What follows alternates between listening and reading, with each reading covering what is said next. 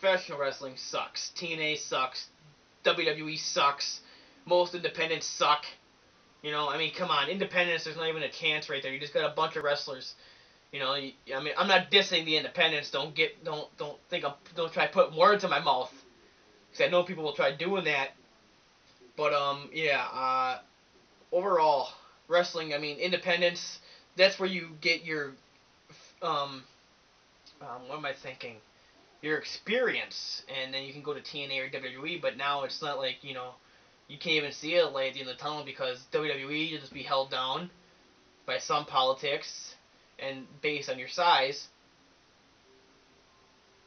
Or you go to TNA, where you're just going to be spit on by the entire wrestling world, because TNA just sucks.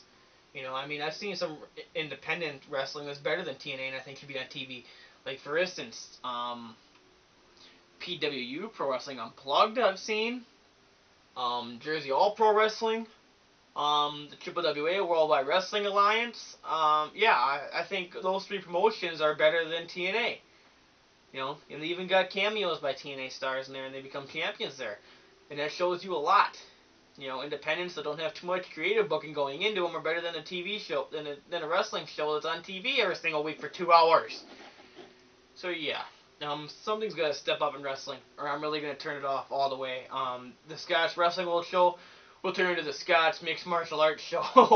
I'll just talk mixed martial arts, and wrestling will be my side topic. Kind of like what UFC is, but, and a big deal now, too, I'm getting on the UFC.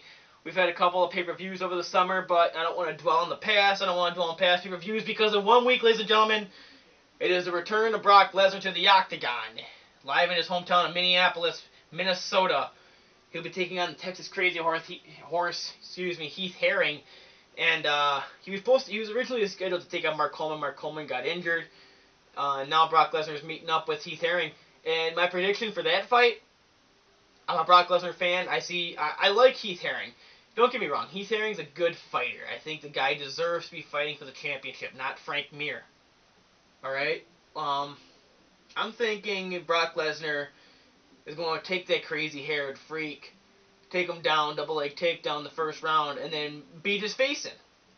And Heath Herring's not going to be able to handle him. I mean, Heath Herring's getting in great, tremendous shape, but while he's doing that, he's probably losing some of his strength. And there's nobody in the UFC, probably in the whole entire world of MMA, that's as strong as Brock Lesnar. That guy gets a hold of you, your ass is going down. No doubt about it. His takedowns are superb. Also on that show, we got the number one contendership for the lightweight belt between Roger Huerta and Kenny Florian. Hey, Kenny Florian, you had your chance against Sean Sherk when the belt came back. I don't think you can stand up with Roger Huerta. Roger Huerta, my God, this guy's a freak. He's like he's built in the lab. This guy is going to tear Kenny Florian apart. It's another first round ender. And then George St. Pierre and John Fitch. John Fitch has tried saying that GSP is afraid of him, and that GSP is afraid to get knocked out. John Fitch, I think you're talking out of your rear end there, because GSP is going to beat the crap out of you. The guy has taken on great wrestlers in his last... Well, 2 great wrestlers in his last 3 fights. He took on Josh Koscheck after the Matt Serra loss. And then he beat him wrestling-wise, too. Koscheck couldn't take him down. And, he out-wrestled Matt Hughes to get the interim welterweight belt. He came back and he beat Matt Serra to get the real belt. And now he's defending it against John Fitch. So, I think Fitch has a lot to prove here. He hasn't beaten anybody too good. I think his highest notable win has been over Diego Sanchez. And that was by decision, and I believe Diego should have won that fight, because he was trying to finish the fight, and John Fitch was just laying there biding time. It wasn't really controlling the pace of the fight. Diego was. So John Fitch doesn't impress me one bit. So I see GSP taking him out in the first round. There you go. The 3 big fights of the night are going to end in the first round. And all of them by knockouts, or people getting their faces beaten. It's gonna be a heck of a show. I'm gonna try hooking it up, but yeah, my friend Brandon, he's going to the UFC live next week, and I'm promoting my new segments that I'm gonna have, and that is that, like, about on the show before a UFC pay-per-view, I'm gonna have my buddy Brandon. We talk MMA all the time. It's like we all ever talk about. You know, it's like whenever we see you, it's like, hi, have you heard the latest news about, you know, Rampage or GSP or somebody, or have you heard the latest fight card, you know, how you heard about UFC 89 or 90 or, you know, UFC, you know, it's all we talk about first and foremost. It used to be wrestling, but again, it's now UFC or mixed martial arts, and we're always debating on topics. I'm gonna bring him in a couple of times. I'm gonna get him to come in on this. I'm gonna beg. I'm not gonna beg him, but I'm gonna try talking him into it. He's kind of camera shy, if you will. I'm gonna try talking him into it. But he's going live to USC next week, and maybe for my next show I can hook it up where he can talk about the experience of how it was live and everything, and the atmosphere. I would love to have that stuff.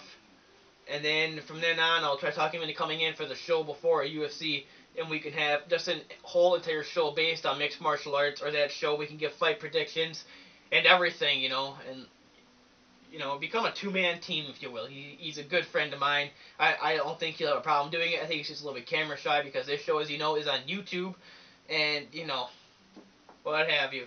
So, yeah, that's pretty much it for the Scotch Wrestling World show. We are back. We are up and running. Look for our show once a week. If I don't have a show up in 1 week, I'm sorry about that. I got football season coming up now, but I'm going to try balancing everything out as best as I can. It's only 40 minutes or what have you of my time every single week. And, you know, so, yeah, start looking for my show weekly. I can't give you days because my stepdad handles the uploading. I can't tell you, like, what days it's going to be on and stuff, but,